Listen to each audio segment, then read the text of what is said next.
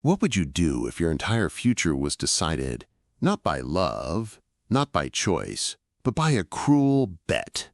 A man who has everything, money, power, respect. He thinks life is a game. He laughs at people who have less, plays with their dignity like poker chips. And then one night, surrounded by his rich friends, he loses. The forfeit? To marry the one woman he never even looked at twice. Now, imagine being that woman.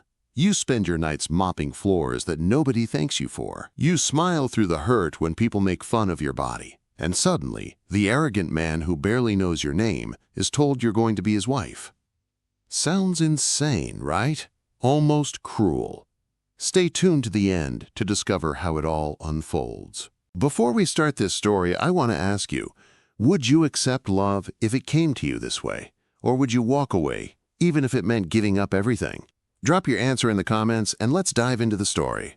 The poker chips gleamed under the chandelier like tiny promises of fortune.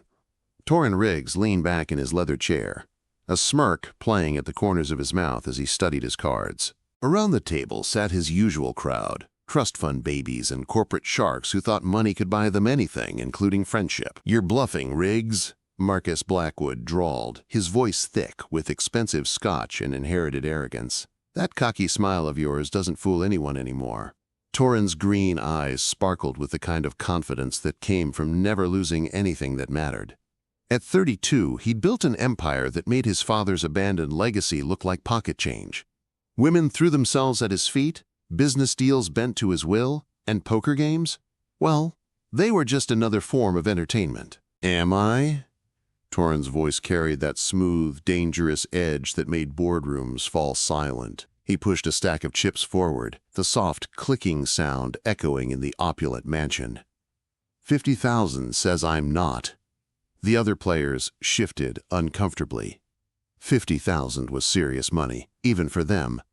But Beckett, fueled by liquor and wounded pride, wasn't backing down. "You know what, Riggs? I'm tired of your games. Always winning, always getting what you want." Beckett's face flushed red above his designer collar. "Let's make this interesting. Real interesting. I'm listening." Torrin's fingers drummed against the table, a habit from his childhood that he'd never quite shaken. "Forget the money. Whoever loses this hand has to do something memorable." Beckett's grin turned predatory. "Something that'll knock that golden boy smile right off your face." The room went quiet except for the gentle hum of the air conditioning and the distant sounds of the city 30 floors below.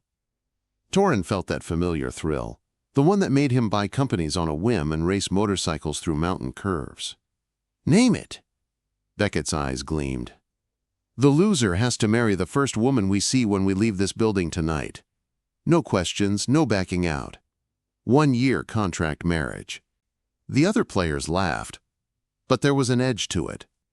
They all knew Torrin's reputation with women, beautiful models, sophisticated socialites, actresses with perfect smiles and empty hearts. The idea of him being forced to marry some random stranger was absurd. "That's insane," James Caspian whispered, though his eyes were bright with excitement.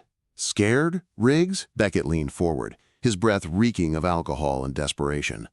Torrin looked at his cards again.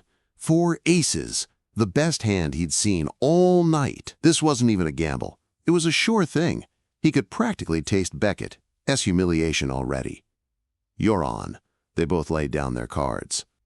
For a moment, time seemed suspended, like those few seconds before a car crash when you know it's coming but can't stop it. Then, reality crashed down. Beckett had a straight flush. The silence stretched so long it became a living thing, wrapping around Torrin's throat like a noose. He stared at the cards, willing them to change, to become the winning hand he'd been so sure of. But the hearts stared back at him, mocking and unmovable. "Well, well, well!" Beckett's laughter filled the room. "Looks like the golden boy finally lost something that matters." 12 floors down, Juniper Wilder pushed her cleaning cart through the marble lobby of Riggs Tower, her worn sneakers squeaking against the polished floor. The sound echoed in the empty space like a lonely heartbeat, marking time until her shift ended and she could drag herself home to her shoebox apartment. At 28, She was the girl people looked through rather than at, the one who cleaned up their messes while they lived their glittering lives. Her brown hair was always pulled back in a practical ponytail, and her clothes were chosen for function rather than fashion.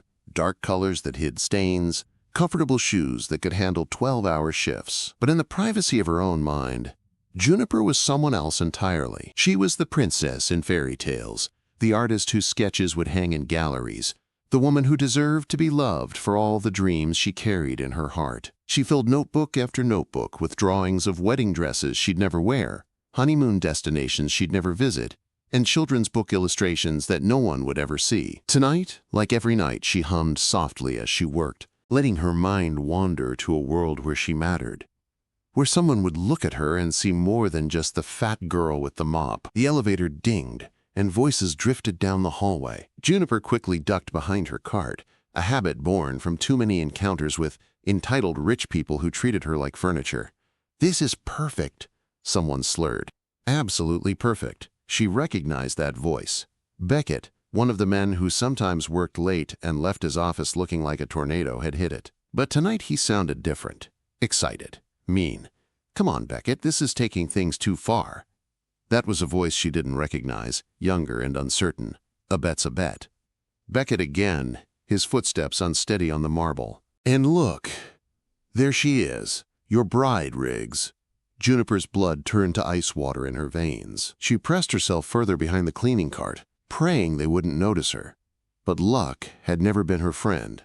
"The fat girl who cleans the offices.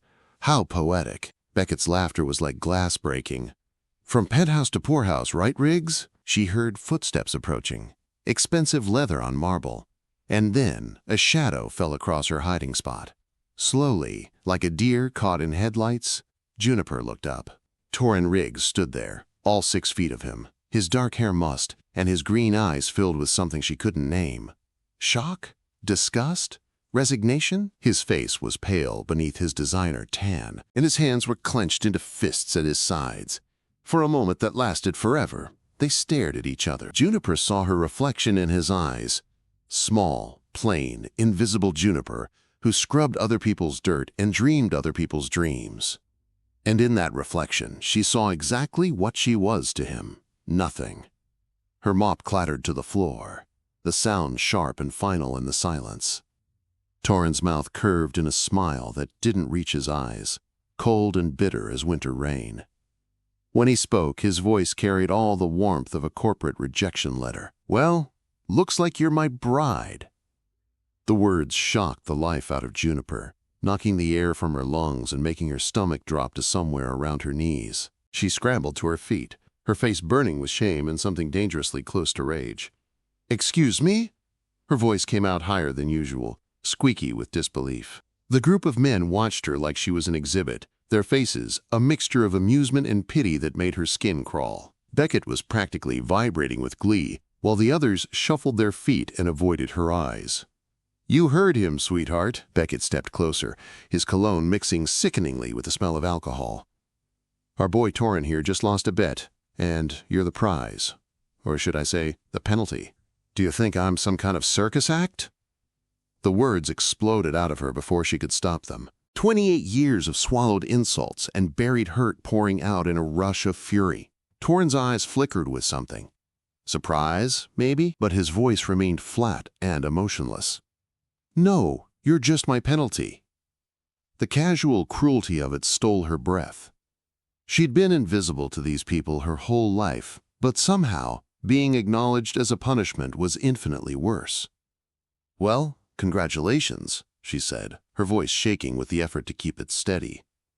"You just lost yourself a cleaning lady." She grabbed her cart and pushed past them, her cheeks burning and her eyes stinging with tears she refused to shed. Not here. Not in front of them. "Juniper, wait." She whirled around, surprised that he even knew her name. "Don't. Just don't. Find someone else to be your entertainment."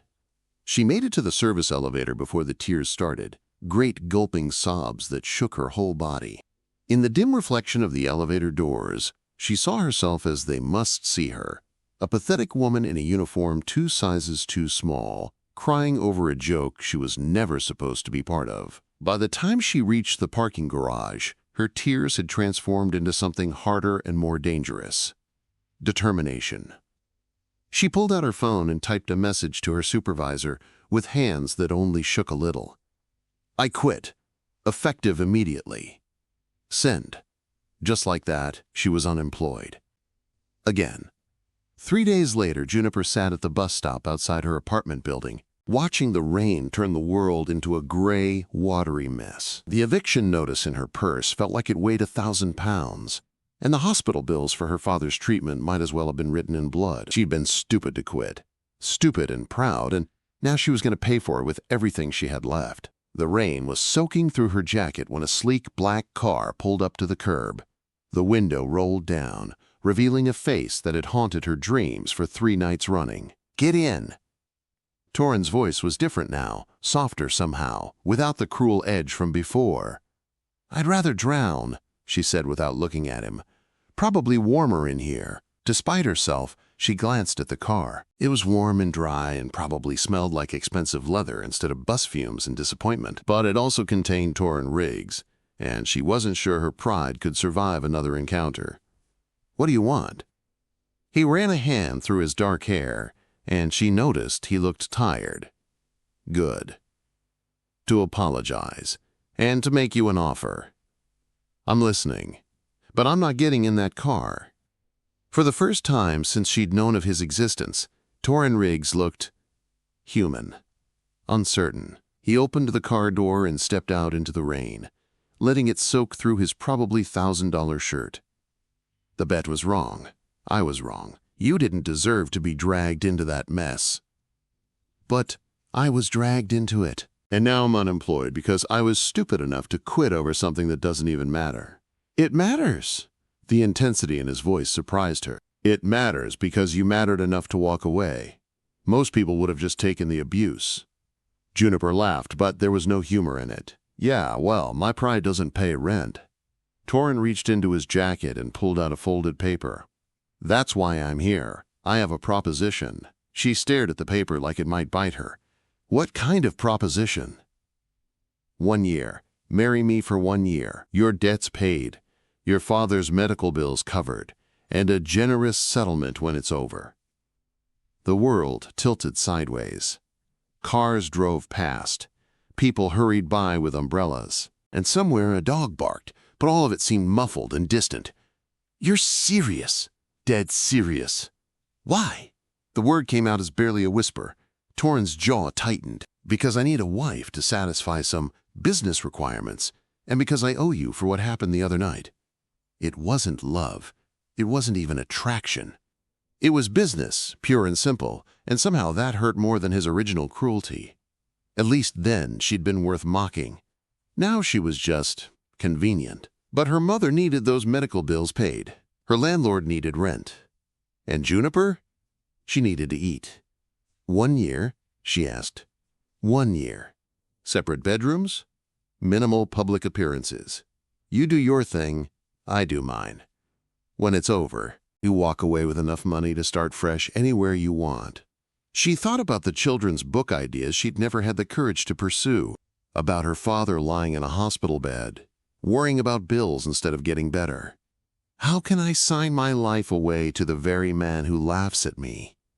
she whispered, more to herself than to him. "I'm not laughing now." His voice was quiet, serious. "I'm offering you a way out." The rain kept falling, cold and relentless, washing away her old life drop by drop. With trembling hands, she reached for the contract. As she signed her name on the bottom line, she clutched her sketchbook tighter to her chest, holding on to the one thing that was still purely hers. Torin watched her signature dry on the paper, something dark and unreadable crossing his face. Under his breath, so quietly she almost missed it, he murmured, "Let's see how long she lasts." But Juniper heard him, and for the first time in 3 days she smiled. He had no idea what he was getting himself into. Torin's house wasn't a house. It was a monument to success. All glass and steel and sharp edges that seemed designed to keep the world at bay. Standing in the foyer, Juniper felt like Alice tumbling down the rabbit hole, except instead of Wonderland, she'd landed in some glossy magazine spread about how the other half lived. Chandeliers cast rainbow patterns on marble floors so polished she could see her reflection. Every surface gleamed with the kind of cleanliness that required an army of staff, and the silence was the expensive kind that only money could buy. "Your room is upstairs," Torrance said, his voice echoing in the vast space. He hadn't looked at her directly since they'd left the lawyer's office, where they'd signed papers that made her Mrs. Riggs in the eyes of the law, if not in any way that mattered. A woman materialized as if from nowhere, tall, elegant, with silver hair pulled back in a perfect chignon and the kind of posture that suggested military training or ballet. Her smile was professional and cold as winter morning. "This is Mrs. Henley. She manages the household staff," Torrance explained. "She'll show you around." Mrs. Henley's pale eyes traveled over Juniper from head to toe, cataloging every flaw with the efficiency of a customs inspector. Juniper's thrift store clothes felt even shabbier under that gaze, and she found herself hunching her shoulders like she used to do in high school when the popular kids walked by. "Ma'am," Mrs. Henley's voice carried the faintest hint of disapproval, "if you'll follow me." As they climbed the curved staircase, Juniper caught glimpses of rooms that looked like they'd never been lived in. Sitting rooms with furniture too perfect to sit on. A dining room with a table that could seat 20. All of it beautiful and cold and utterly without personality. "The master suite is there," Mrs. Henley indicated with a subtle nod toward massive double doors at the end of the hall. "Your room is here." She opened a door to reveal what was probably meant to be a guest room but felt more like a luxury hotel suite. Everything was beige and cream and carefully neutral, from the king-sized bed to the sitting area by the windows. It was beautiful. It was also completely impersonal, like a room waiting for someone to bring it to life. "Dinner is served at 7, Mrs. Henley announced. "Mr. Riggs prefers punctuality." "What if I'm not hungry at 7? The question popped out before Juniper could stop it, a small act of rebellion against all this imposed perfection. Mrs. Henley's smile could have frozen fire. "The kitchen staff can prepare something for you to have in your room, of course. Many of Mr. Riggs's guests prefer privacy." The pause before guests said everything about what the staff thought of this arrangement, and of her. For the first week, Juniper felt like a ghost haunting someone else's life. She ate meals alone in her room, brought by a rotation of maids who whispered to each other in Spanish and avoided making eye contact. The house was full of people, gardeners, cleaners, a chef, a personal assistant who clicked around in designer heels, but none of them talked to her. She was the mistress, the temporary wife, the woman who'd somehow tricked their golden boy into marrying beneath himself. The worst part wasn't their judgment. She'd dealt with that her whole life. The worst part was the loneliness.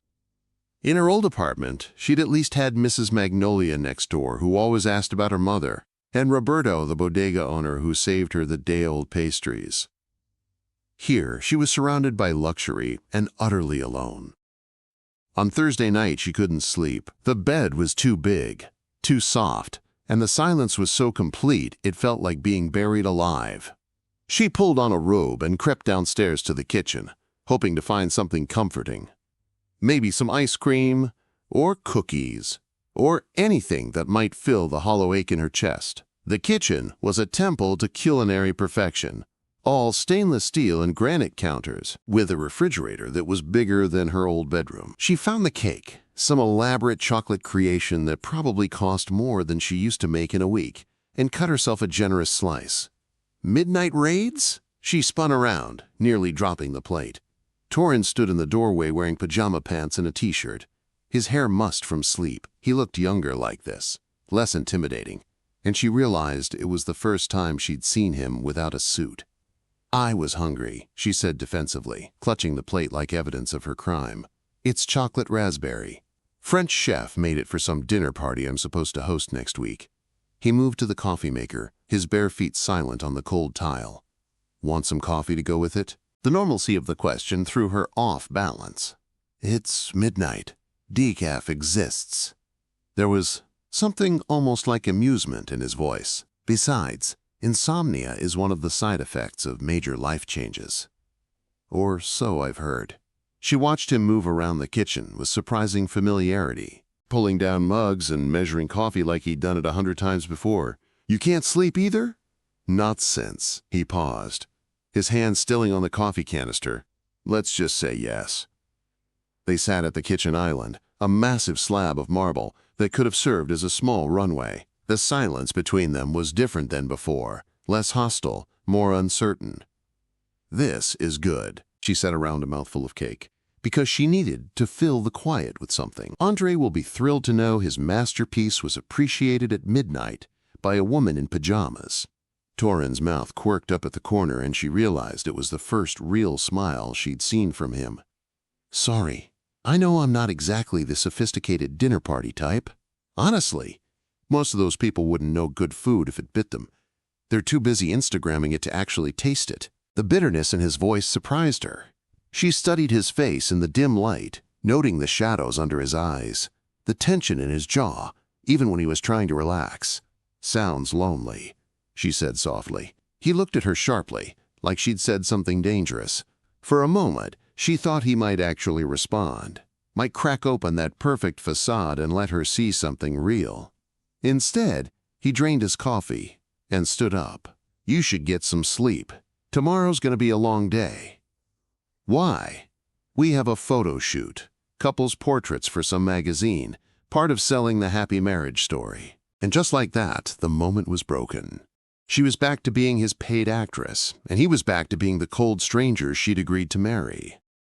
But later, lying in her too-big bed, she found herself thinking about that almost smile, and the way he'd said her name like he was still getting used to the taste of it. Sunday morning, she woke early and decided to explore the grounds. The house sat on several acres of manicured perfection, gardens that looked like magazine spreads, a pool that sparkled like a jewel, and tucked away behind a grove of trees, a small balcony that overlooked the valley below. She'd brought her sketchbook, the one constant companion she'd had through every upheaval in her life. The morning light was perfect, soft, and golden, and for the first time since moving into this marble mausoleum, she felt like she could breathe. She sketched the view first, rolling hills dotted with trees, the city a distant glimmer in the morning haze. Then she found herself drawing other things. A bird perched on the balcony railing, the way the light filtered through the leaves. And finally, almost without realizing it, she drew a star. Not just any star, but the kind from children's books and fairy tales, the wishing star that was supposed to make dreams come true. Under it, in her careful script, she wrote a name: Torin. She stared at the page, wondering what impulse had made her write it. Wondering what it meant that even now, even after everything, some foolish part of her was still wishing on stars. "I didn't know you drew." She slammed the sketchbook shut, her heart raised. Torin stood in the doorway to the balcony, holding 2 cups of coffee, and she wondered how long he'd been watching her. "It's nothing. Just doodling." She reached for the coffee gratefully, needing something to do with her hands. "Can I see?" "No." The answer came out too fast, too sharp. She softened it with a small smile. "I mean, they're not very good. Just silly sketches." He didn't push, but she caught him looking at the sketchbook. They stood in silence, drinking their coffee and watching the sun climb higher in the sky. "It's beautiful out here," she said finally. "I bought the house for this view." His voice was quiet, thoughtful, seemed important at the time, having something beautiful to look at. "And now?" He shrugged, but there was something sad in the gesture. "Now I'm usually too busy to notice it." She wanted to say something profound, something that would bridge the gap between them. Instead, she found herself asking, "Do you ever make wishes?" "On what?" She pointed to where a faint star was still visible in the lightening sky. "Stars. Wishes. Kid stuff." "I stopped believing in wishes a long time ago." But he was looking at the star, and for just a moment, his face was unguarded, vulnerable. "Maybe you just stopped looking up." Their eyes met, and Juniper felt something shift between them, something dangerous and warm and entirely too complicated for a business arrangement. For a heartbeat, she thought he might say something real, something true. Instead, his phone buzzed, shattering the moment like glass. Shit. The photographers are here early. He was already turning away, already retreating back into his public persona. We need to get ready for the shoot. But as he walked away, Juniper caught him glancing back at the star, still faintly visible against the morning sky. And in her sketchbook, hidden against her chest, his name seemed to burn like a secret wish she wasn't brave enough to make out loud. The photo shoot was a special kind of torture disguised as glamour. Professional photographers with very expensive cameras, lighting assistants who treated Juniper like a particularly challenging prop, and a stylist who took one look at her and sighed like she'd been asked to dress a hippopotamus. "We'll work with what we have," the stylist announced, her voice carrying the kind of fake cheer that fooled no one.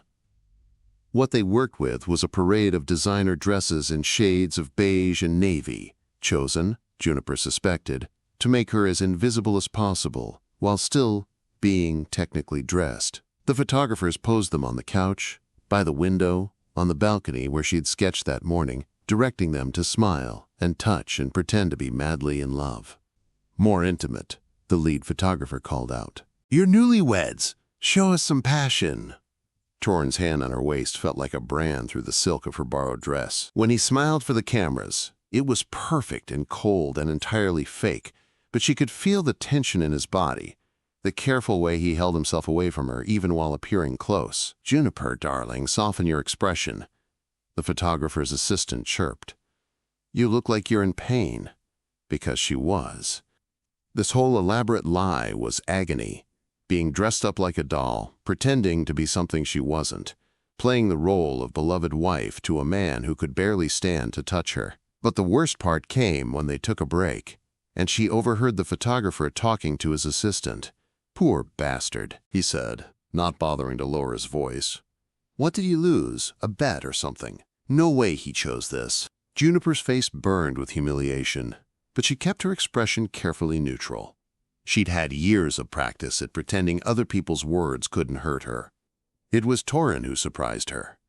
"Actually," his voice cut through the studio chatter like a blade, "I chose very carefully." The photographer's face went white. "Mr. Riggs, I didn't mean—" "My wife," Torrin continued, his voice dangerously quiet, "is off limits for commentary, professional or otherwise." The rest of the shoot passed in tense silence, but Juniper found herself stealing glances at her temporary husband, wondering what had prompted him to defend her, wondering if it meant anything, or if he was just protecting his investment. That night, they ended up in the kitchen again, like moths drawn to the same flame. This time, she'd brought her sketchbook, though she kept it closed on the counter while they shared leftover Chinese food. "Thank you," she said quietly, "for what you said today." Torrin's chopsticks paused halfway to his mouth. "They were out of line. Still, you didn't have to defend me." He set down his food and really looked at her for what felt like the first time. "Why do you do that?" "Do what?" "Act surprised when someone treats you with basic human decency." The question hit too close to home, and she found herself fidgeting with her napkin. "I guess I'm not used to it." "What happened to you?" The words hung in the air between them, gentle but persistent. She could deflect, change the subject, make a joke. Instead, she found herself talking. Nothing dramatic, nothing that would make a good movie or anything. She picked at her lo mein, not meeting his eyes. "Just, you know how kids are. I was the fat girl, the weird girl, the one who ate lunch alone and got picked last for everything. Kids can be cruel. Adults too." She finally looked up, meeting his gaze. "High school ends, but people don't really change that much." Something shifted in his expression. "No, they don't. What about you?" The question slipped out before she could stop it. "Perfect golden boy like you must have had it easy." His laugh was harsh, bitter. "Perfect! Right!" She waited, sensing there was more, hoping he would trust her with something real. "My father left when I was 8. He said finally, his voice carefully controlled. "Just walked out one day and never came back. My mother blamed me, said if I'd been a better son, maybe he would have stayed. That's horrible.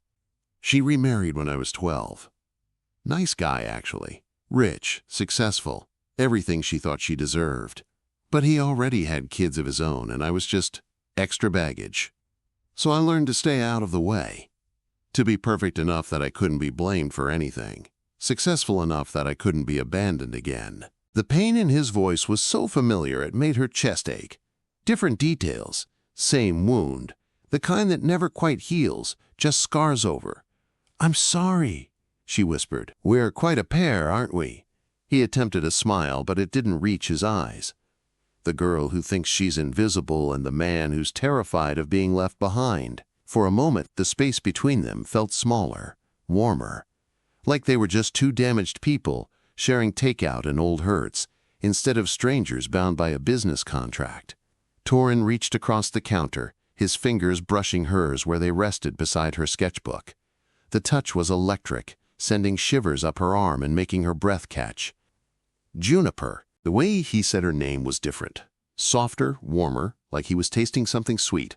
His eyes darkened, and she felt herself leaning toward him, drawn by something stronger than gravity. His hand cupped her face, thumb brushing across her cheek, and she thought wildly that this was it. This was the moment everything would change. His phone rang.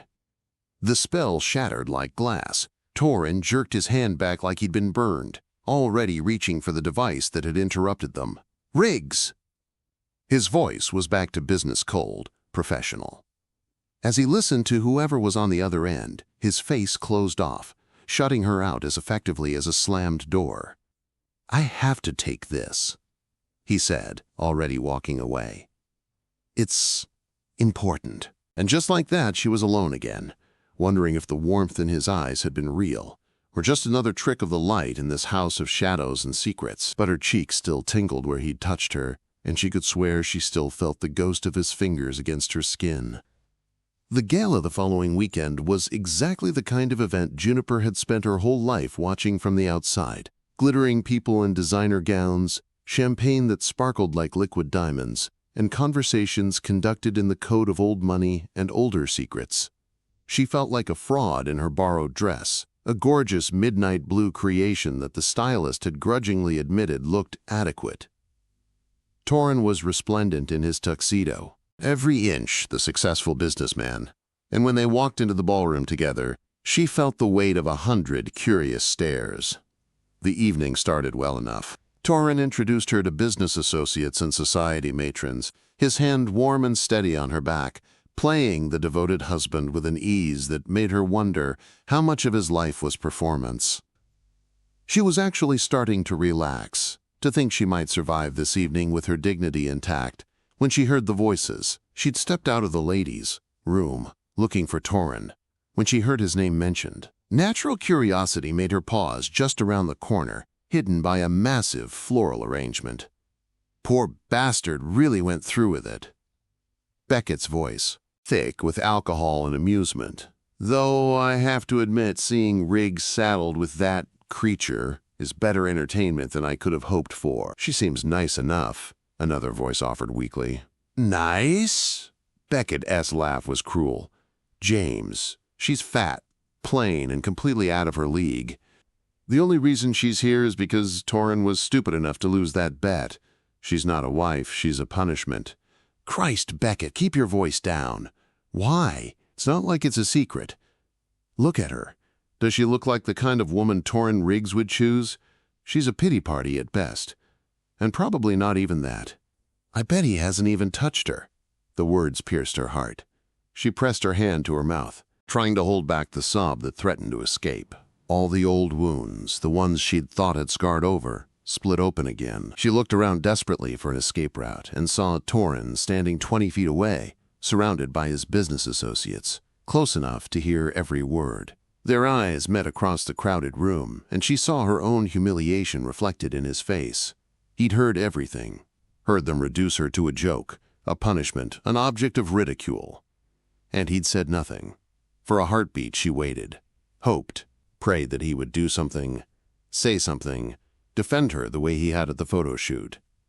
Instead, he looked away. The betrayal was so sharp, so absolute, that for a moment she couldn't breathe. This was her husband, The man who'd touched her face in the kitchen, who'd shared his childhood pain with her. And when it mattered, when she needed him most, he'd chosen his reputation over her dignity. She turned and walked out of the ballroom, her head held high and her heart breaking with every step. The apartment was exactly as she'd left it, shabby, cramped, and home, in a way Torrens' glass mansion would never be. She sat on her narrow bed, still wearing the borrowed dress that had made her feel like Cinderella for exactly 3 hours, and stared at the eviction notice that was still taped to her mirror. Her phone had been buzzing for hours, but she ignored it. There was nothing Torrens could say that would fix this, no apology that could heal the wound of his silence when she'd needed him most. She pulled out her sketchbook, the one constant in her chaotic life, and found herself drawing. Not pretty pictures this time, but raw, angry scratches that bled emotion onto the page. A girl alone in a ballroom. A woman invisible in her own life. A heartbreaking in black ink and bitter tears. When the knocking started at her door, she almost didn't answer. But it was insistent, desperate, and finally she dragged herself off the bed to peer through the peephole. Torrens stood in the dingy hallway, still in his tuxedo but disheveled now, his tie hanging loose and his hair messed up like he'd been running his hands through it. His face was wild, frantic, and when she opened the door, the words poured out of him in a rush. "I looked everywhere for you. I went to hotels, coffee shops, that little diner you mentioned. God, Juniper, I thought you disappeared. Maybe I should have." Her voice was flat, emotionless. She'd cried out all the feeling during the taxi ride home. "I know you heard them. I know you saw me, standing there, saying nothing." "Yeah, I saw." He winced like she'd slapped him. "I was in shock. I couldn't process what they were saying. And by the time you realized what?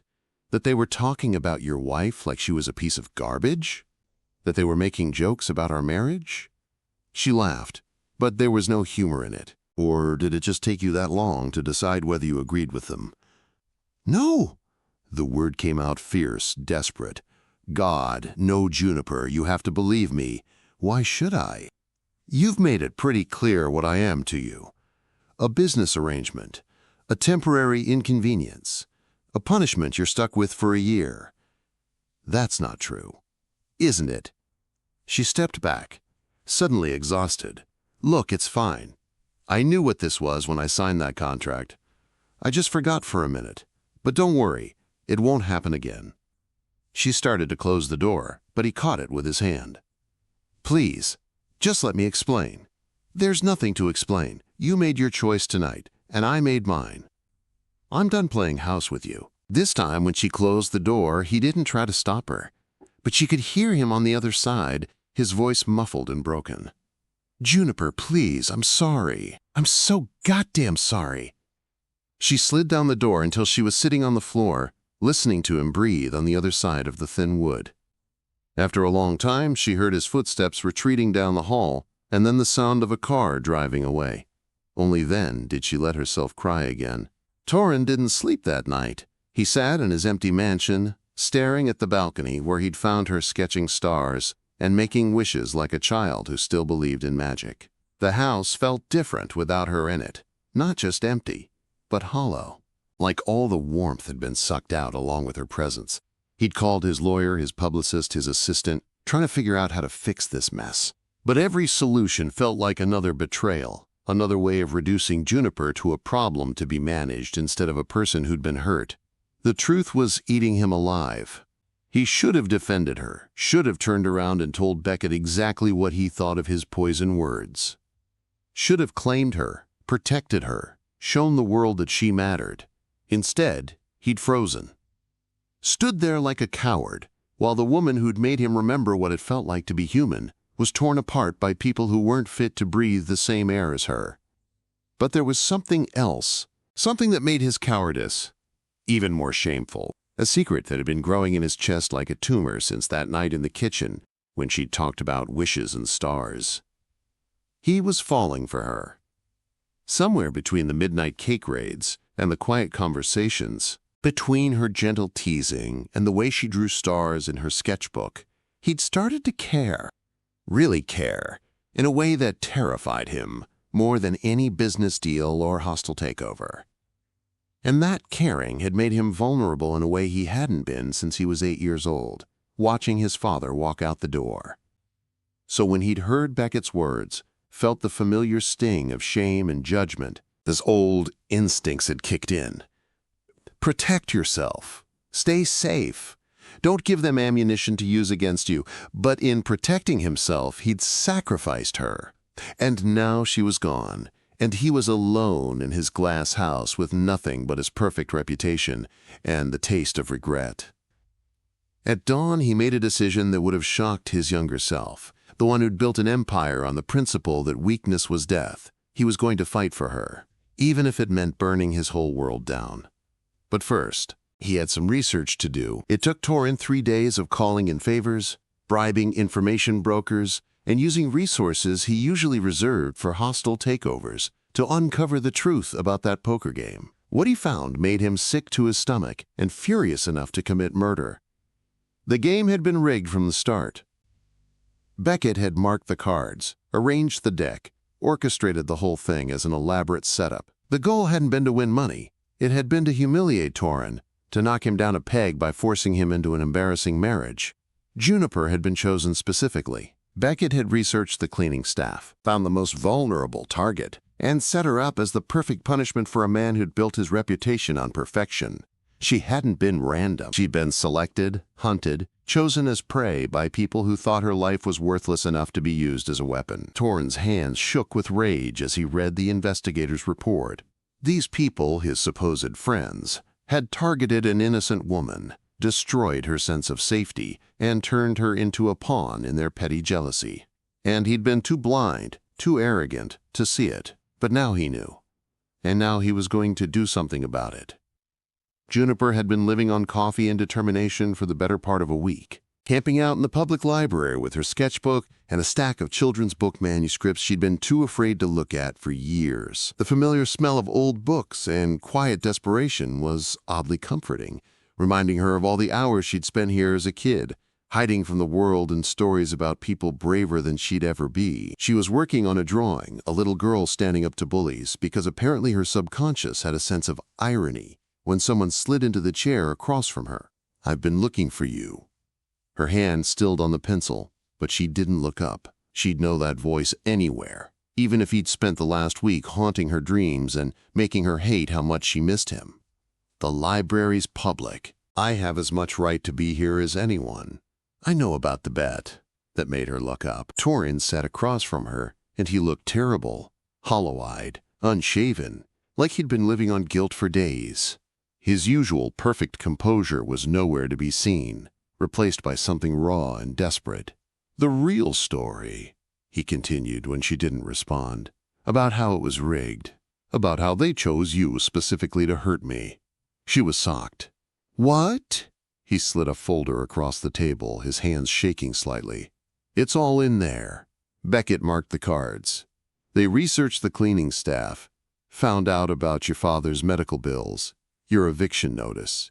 They picked you because they thought you were vulnerable enough to go along with it." Juniper stared at the folder like it might contain poison. Part of her didn't want to know, didn't want to have her worst suspicions confirmed, but she'd never been good at ignoring hard truths. The investigator's report was thorough, clinical, and absolutely devastating. Every detail of her life laid out like evidence in a case file.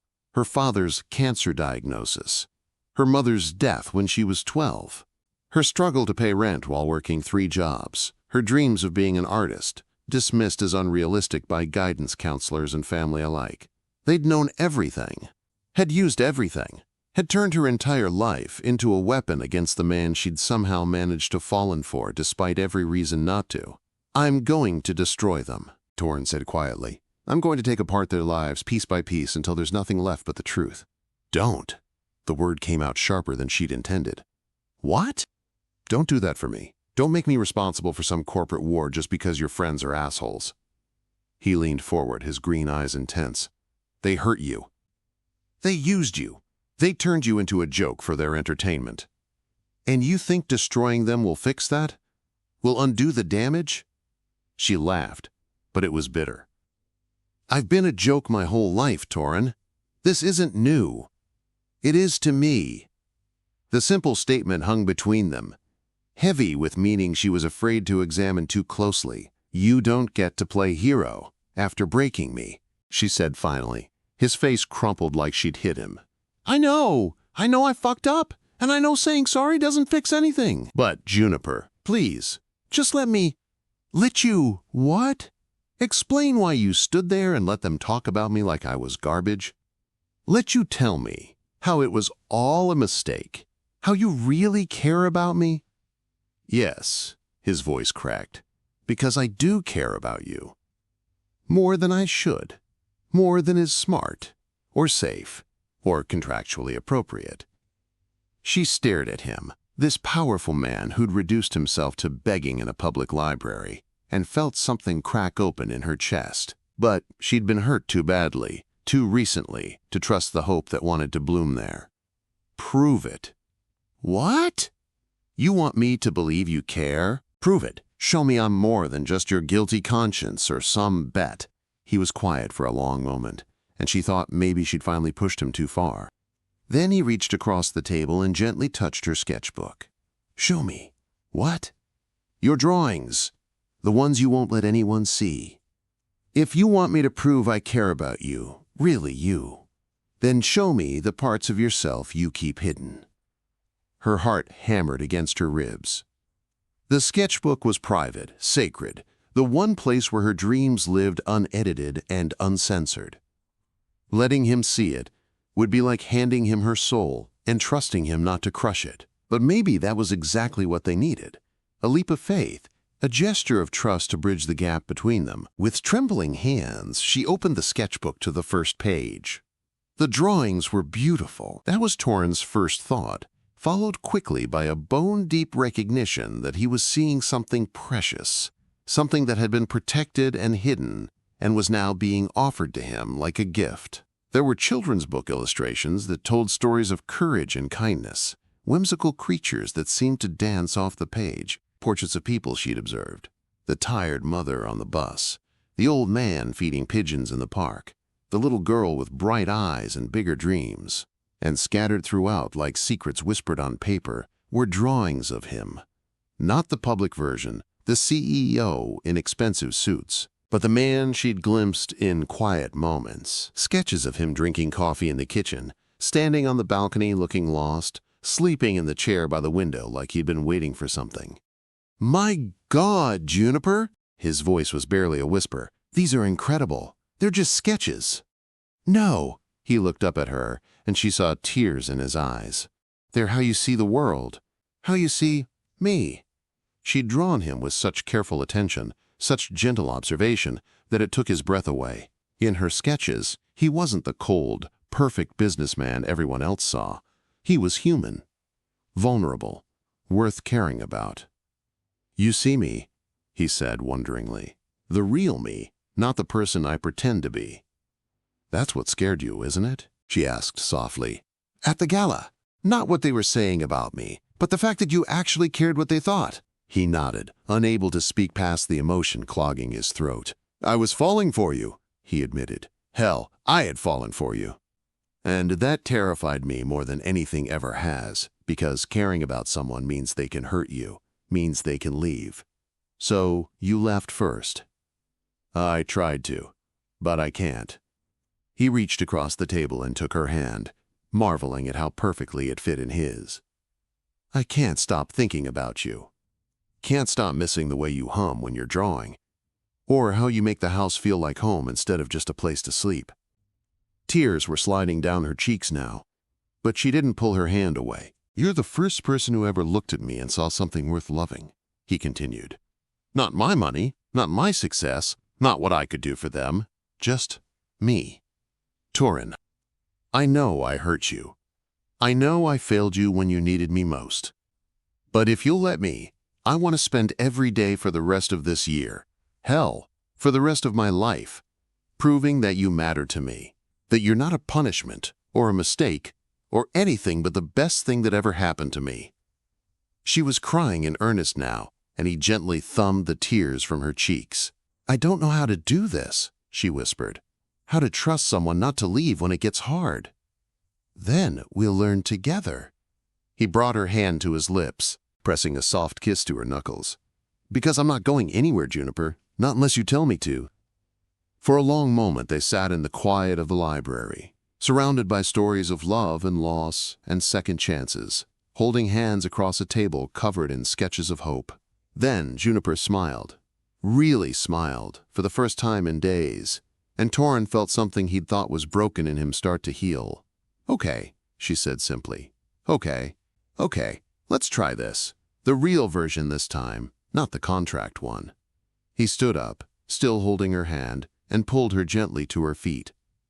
Does this mean you'll come home? Only if you promise me something. Anything. Next time someone talks about me like I'm garbage, you don't get to stay silent. I don't care if it's your boss, your friends, or the Pope himself. You stand up for me or we're done. His smile was radiant, transformative. Deal. But I should warn you, I'm planning to be very vocal about how incredible my wife is. Your fake wife, she corrected, but she was smiling too. We'll see about that.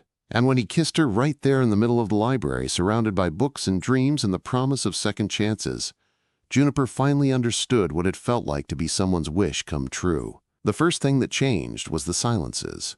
Before, the quiet moments between them had been awkward, stilted things filled with the weight of their fake arrangement.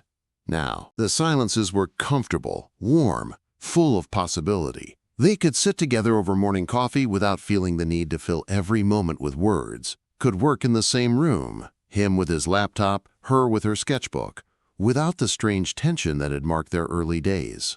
Juniper moved back into the glass house, but this time she claimed space for herself. Her sketches went up on the refrigerator like proud parent displays. Her books found homes on his pristine shelves. Her laughter echoed in rooms that had been silent for too long. The staff noticed the change immediately. Mrs. Henley's disapproving frown softened into something approaching warmth when she saw how Torrin looked at his wife. Really looked at her, like she was something precious. The maids stopped whispering in corners and started asking Juniper about her drawings, her stories, her dreams. But the biggest change was in Torrin himself. The cold, perfect facade he'd worn like armor for years began to crack and crumble, revealing someone warmer, funnier, more human underneath. He laughed at Juniper's terrible jokes, argued passionately about whether pineapple belonged on pizza, and fell asleep during romantic movies while she sketched his peaceful face in the flickering light. He was learning to be real with her, and she was learning to be brave with him. 3 weeks after their reconciliation, the first crack in their new happiness appeared in the form of a phone call from a New York publisher. Juniper was in the garden, sketching ideas for a new children's book, when her phone rang. She almost didn't answer. The number was unfamiliar, and she'd learned to be wary of unknown callers since becoming Mrs. Riggs. Is this Juniper Wilder? The voice was crisp, professional, with the kind of confidence that came from making dreams come true for a living. It's Riggs now, she said automatically, then caught herself. That was still new, still strange on her tongue. Ms. Riggs, my name is Sarah Chen, and I'm an editor at Moonbeam Children's Books. I've seen some of your illustrations, and I'm calling to offer you a book deal. The world tilted sideways. Juniper sat down hard on the garden bench, her sketchbook sliding off her lap. I'm sorry, what? A 3-book deal. Actually, your style is exactly what we're looking for. Whimsical but grounded, emotional but not saccharine. We'd like to offer you a contract for an original picture book series, with the possibility of expansion if the books perform well. It was everything she dreamed of since she was 8 years old, and first discovered that someone, somewhere, got paid to draw pictures and tell stories. The validation, the opportunity, the chance to see her dreams in print with her name on the cover. How did you see my illustrations? She managed to ask. Someone submitted them to us. Your husband, actually. He included a note saying you were the most talented artist he'd ever met, and that we'd be fools not to recognize your gift. Juniper's heart stopped, then started again at double speed. Torrin had submitted her work without telling her, had believed in her talent enough to risk rejection, had thought her dreams were worth pursuing even when she'd been too scared to try herself. "Ms. Riggs? Are you there? Yes, I'm interested. Very interested." They talked for another 20 minutes about timelines and contracts, about deadlines and creative freedom. When she finally hung up, Juniper was crying happy tears and laughing at the same time, dizzy with possibility and terror and joy. Torin found her like that, sitting in the garden with tears streaming down her face and the biggest smile he'd ever seen. "What's wrong?" He was beside her in an instant, hands on her face, eyes dark with worry. "Nothing's wrong," she laughed through her tears. "Everything's right.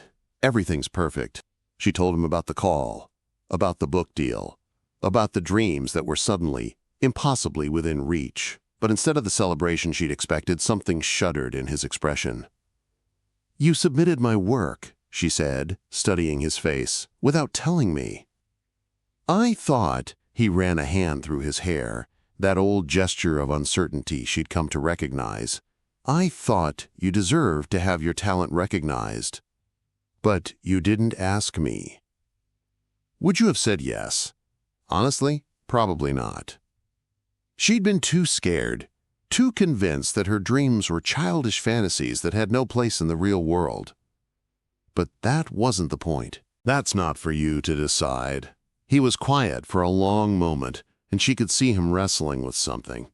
"You're going to take it." It wasn't a question, and the flatness in his voice made her stomach drop. "It's everything I've ever wanted," she said carefully. "In New York."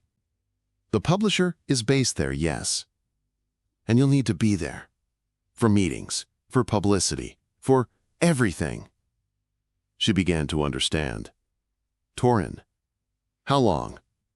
His voice was perfectly controlled, but she could see the pain he was trying to hide. "How long before you realize you don't need this anymore?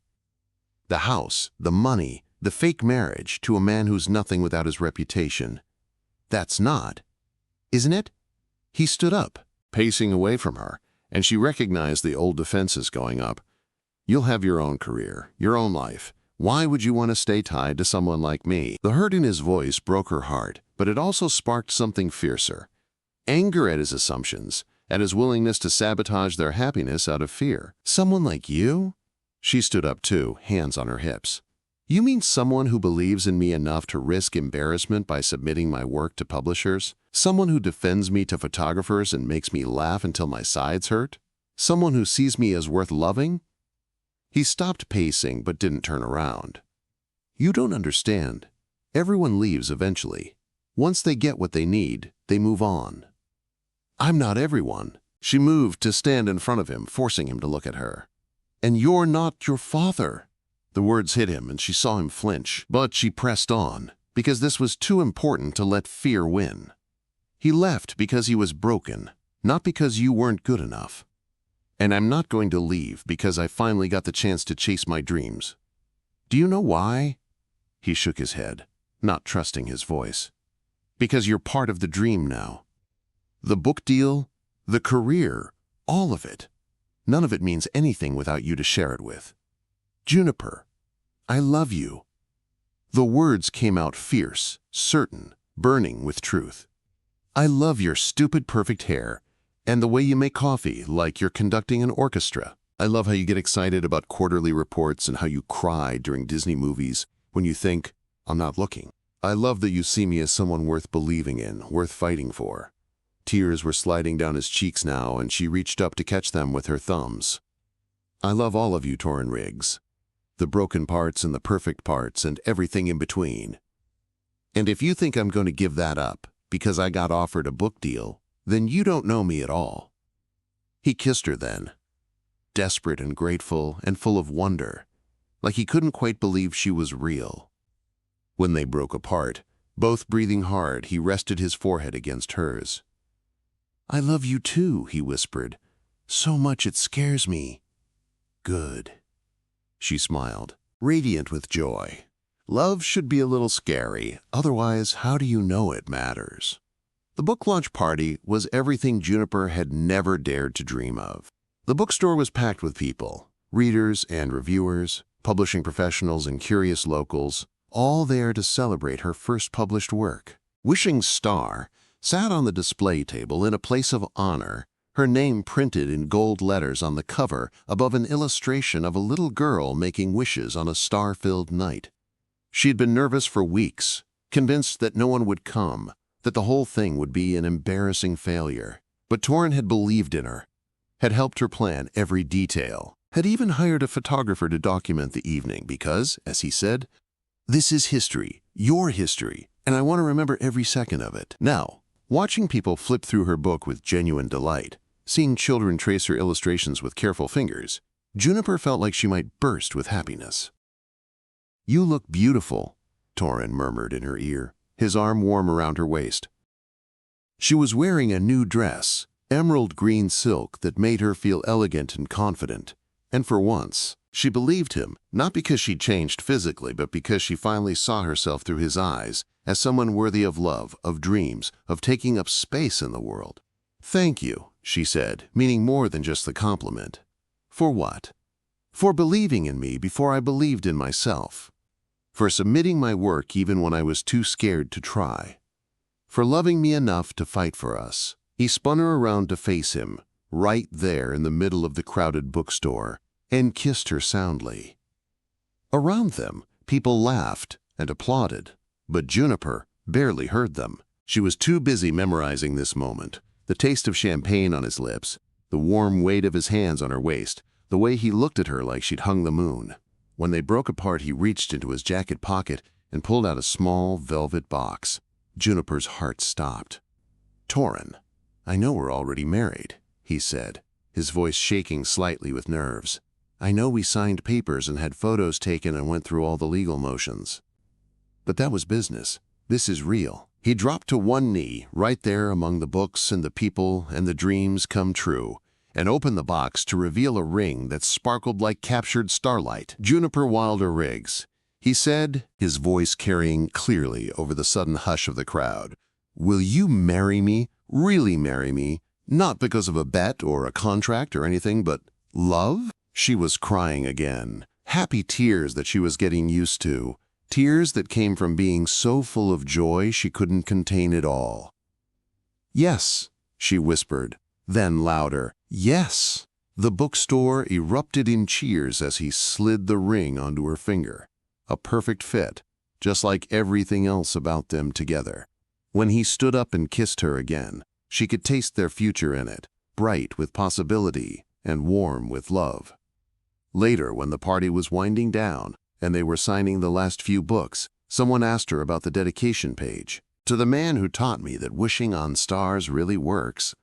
She read aloud, smiling at Torrin across the table, "But who showed me that the real magic was in believing I deserved to have my wishes come true." The second book in the series was already climbing the bestseller lists, and Juniper had a third contracted and a fourth in development. The reviews called her work, quote, "heartwarming, authentic, and necessary for our times." But the review that mattered most was written in crayon on construction paper by a 6-year-old reader who said, "Your book made me feel brave." Torrin framed that review and hung it in his office, right next to a photo from their real wedding.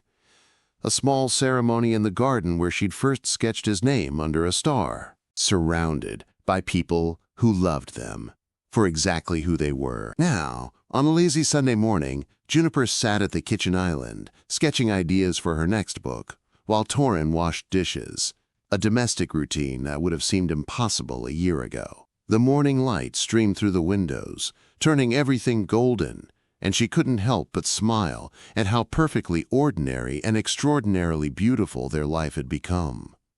"What are you drawing?" Torrin asked, drying his hands on a dish towel as he came to look over her shoulder.